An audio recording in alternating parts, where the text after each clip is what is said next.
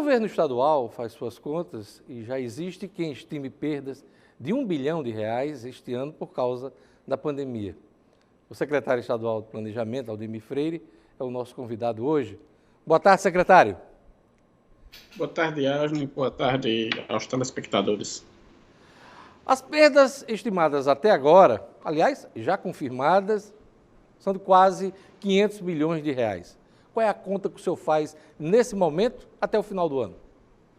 Isso. Na verdade, esse número de R$ 1 bilhão que eu falei é mais o impacto da pandemia do que apenas de perdas de receita. Se nós olharmos a pandemia, ela tem 3 impactos principais, né? O primeiro impacto é na vida, ou seja, ela já ceifou a vida de mais de 1.000 norte-riograndenses. Um segundo impacto é na questão do emprego. Você já teve mais de 13 mil empregos formais perdidos ao longo desse ano, sem contar os empregos informais também. E um terceiro impacto é o próprio impacto nas receitas públicas. Nas receitas públicas tem 2 componentes desse impacto. De um lado, você tem a perda de receita. A gente perdeu entre março desse ano e junho aproximadamente R$500 bilhão. Então, 500 milhões de reais foi perda de receita. Quando você olha o que você arrecadou o ano passado nesse período e nesse ano, é 500 milhões a menos. Mas tem um outro aspecto também do impacto da pandemia, que é o aumento dos gastos com saúde. A gente tem hoje alocado no orçamento do Estado para gastar com saúde aproximadamente 277 milhões de reais. Então, se você olhar as duas, somar o que você está gastando a mais com o que você perdeu de receita, o impacto já chega a 770 milhões de reais. Sem dúvida nenhuma, até o final do ano, ou até o final da pandemia, esse impacto ultrapassará a casa de 1 bilhão. Secretário, houve queda no repasse do Fundo de Participação dos Estados? Uma queda acentuada? Sim. A gente teve queda. As 2 perdas principais nessa área são do Fundo de Participação dos Estados e Municípios e do ICMS. Mas a gente teve perdas em outras rubricas também. A gente perdeu em royalties, a gente perdeu no Fundo de Combate à Pobreza, a gente perdeu no Simples. Então, a gente perdeu em vários tributos. Fundeb também, né? Fundeb também. Fundeb também. No caso do Fundo de Participação do Estado, a gente perdeu aproximadamente, até agora, em torno de 200 milhões de reais, um pouco mais que isso. Em torno de 200 milhões aproximadamente. Tem uma lei federal que estabelece a compensação do Fundeb. A compensação, a gente já recebeu de compensação aproximadamente 130 milhões, 140 milhões, vamos receber mais 60 milhões essa semana, mas é a última parcela de compensação que a gente recebe.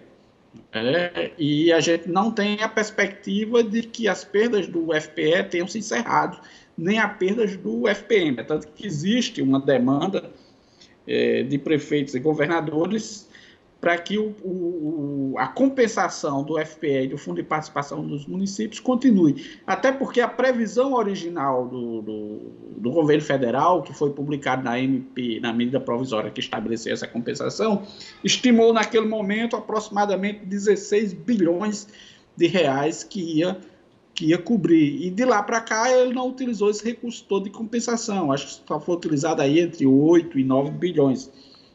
Então existe um saldo orçamentário dentro da própria medida provisória que pode ser usado para a continuidade da complementação dessas perdas para os próximos meses.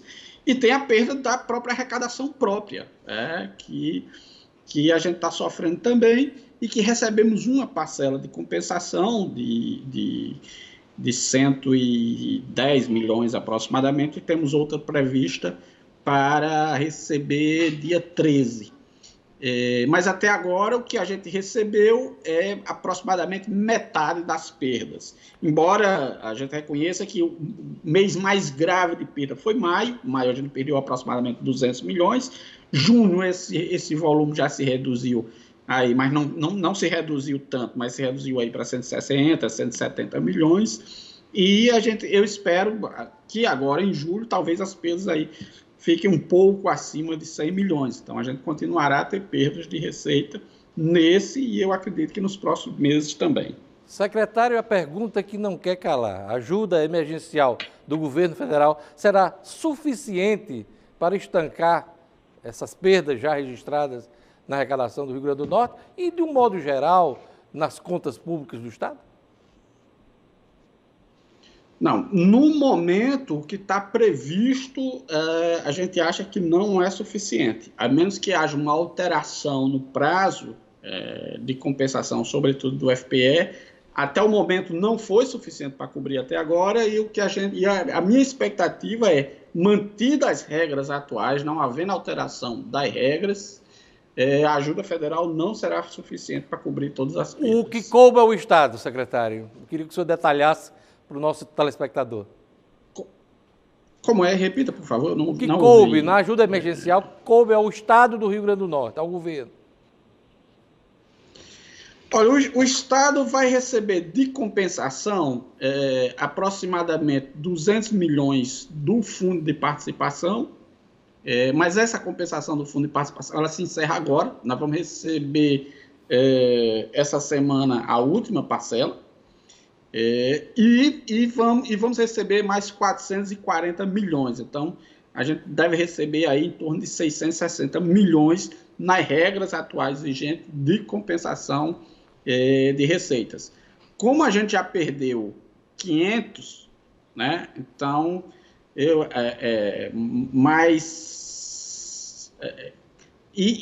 acredito que esse mês, por exemplo, a gente vai perder mais uns 100 e poucos milhões, tal, e essas perdas continuarão nos meses seguintes. Então, o meu cálculo é que elas são insuficientes para cobrir as perdas de receita que nós teremos ao longo desse ano. Tem um valor que é obrigatório para gastos na saúde, né? Qual é o valor? Esse outro para gasto de saúde é da ordem de aproximadamente, como esse cálculo ele é feito mês a mês, porque ele depende da incidência, a gente calcula hoje que ele vai ficar aí em torno de 130 milhões de reais. Mas esses recursos são específicos para a utilização nos gastos com saúde. Um exemplo que eu cito muito, uma UTI custa a diária de uma UTI hoje é aproximadamente R$ 2.300. Se a gente R$ 2.200, R$ 300. Se a gente considerar que a gente tem mais de 200 UTIs dedicadas exclusivamente ao Covid, o gasto hoje só com UTI é de aproximadamente R$ 700 mil por dia, ou seja, dá quase 30 milhões mês que a gente gasta com UTI. A gente vai chegar ao final do mês, porque provavelmente a gente chega com 250 UTIs, mais ou menos, até o final do mês. Então, o gasto com UTI é significativo. Então, essa ajuda, ela serve para esses gastos a mais com saúde, para cobrir parte daqueles 270 milhões que a gente tem previsto para gastar a mais com saúde, só em função da pandemia. Secretário, com a queda brutal na arrecadação, as folhas dos servidores em 2020 estão garantidas, incluindo o 13º? Por que é que eu pergunto isso? O seu colega de área econômica do governo, o Carlos Eduardo Xavier, secretário de Tributação, sinalizou que o Rio Grande do Norte corre risco de não pagar dezembro e o 13º. Eu queria que o senhor explicasse isso.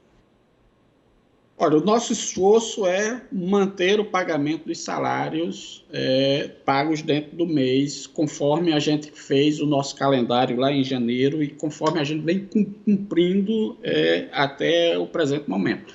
Até porque nós compreendemos que o peso dos salários dos servidores estaduais tem um peso significativo na economia do Estado, e atrasar significa você levar ainda mais a economia a uma crise ainda maior.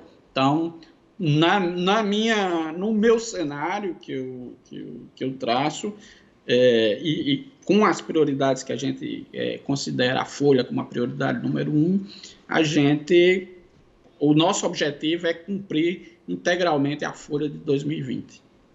Secretário, por último, eu queria um comentário do senhor sobre o Consórcio Nordeste. Consórcio Nordeste, grupo formado aí por governadores da região, para ações conjuntas, compras coletivas, com o objetivo, inclusive, de barateamento de custos. está sofrendo hoje questionamentos por conta de uma compra fraudada denunciada pelo próprio consórcio. Até que ponto este episódio cria dificuldades para futuras operações do consórcio Nordeste? Olha, do ponto de vista do Rio Grande do Norte, assim, a gente sente-se muito mais lesados, né? O consórcio foi muito mais vítima do que ator desse processo, né?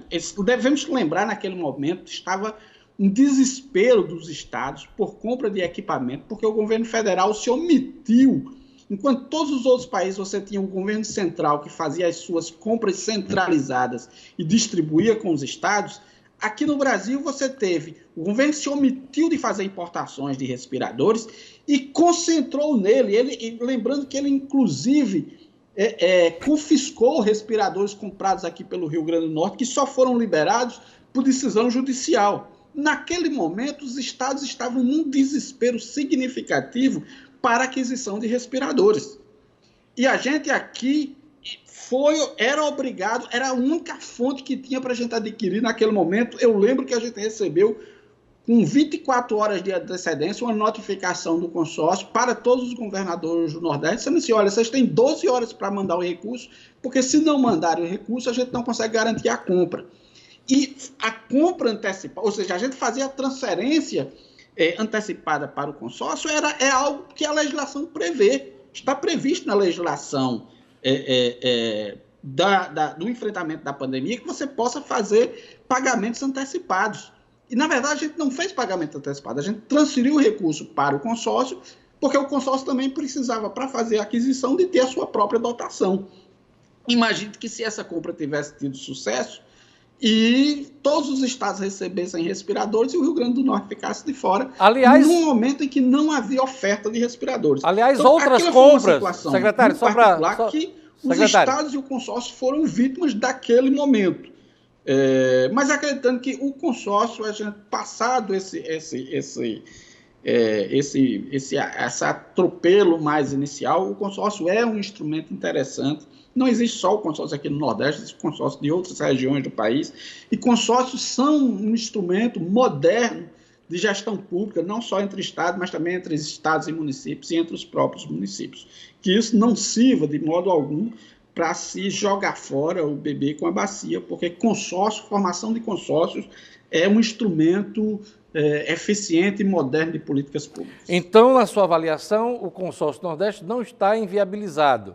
Pergunto isso também porque o governo de Pernambuco resolveu suspender compras da Covid via o consórcio. Essa decisão pode ser seguida por outros estados. E há recomendações, inclusive, da Assembleia Legislativa aqui nesse sentido. O senhor acha que está inviabilizado o consórcio? Não, a gente, na verdade, só fez aquela compra, né? O governo do estado só fez aquela... Tinha feito uma anteriormente. Fez duas compras de medicamentos saúde. Não há nenhuma compra nesse momento programada via consórcio. O estado não tem nenhum interesse de participação agora, não há necessidade, não há nada programado. O que eu quero relevar o que eu quero chamar a atenção não vamos, em função de um problema específico, particular, que é grave, sim, mas não vamos, por isso, negar a importância da constituição de consórcios públicos e da formação de consórcios públicos para o desenvolvimento de políticas públicas. Consórcio público, volto a dizer, é um instrumento moderno e importante de execução de políticas públicas que faz com que você tenha estados e municípios atuem de forma conjunta para enfrentar problemas, para solucionar problemas de suas populações. Então, não vamos demonizar a existência de consórcios públicos por uma questão particular e um caso particular do qual nós somos vítimas. Secretário, eu tenho mais um minuto, eu queria saber do senhor, o senhor está otimista para a recuperação da economia depois de um período de isolamento longo, mais de 100 dias? Olha, eu acredito que nós teremos uma recuperação da economia, mas ainda vejo uma recuperação da economia lenta, né? Não será uma economia que vai mostrar índices de crescimento muito fortes, né? Nós teremos um tombo grande no segundo, ou tivemos um tombo grande da economia no segundo trimestre. Esse terceiro trimestre provavelmente será um pouco melhor do que o segundo, mas essa recuperação ela acontecerá de forma lenta, gradual, ainda levará um tempo para que o Brasil como um todo recomponha ou recupere tudo que foi perdido ou que será perdido ao longo de 2020. Eu queria agradecer a presença aqui no nosso programa do secretário estadual de Planejamento, Aldemir Freire.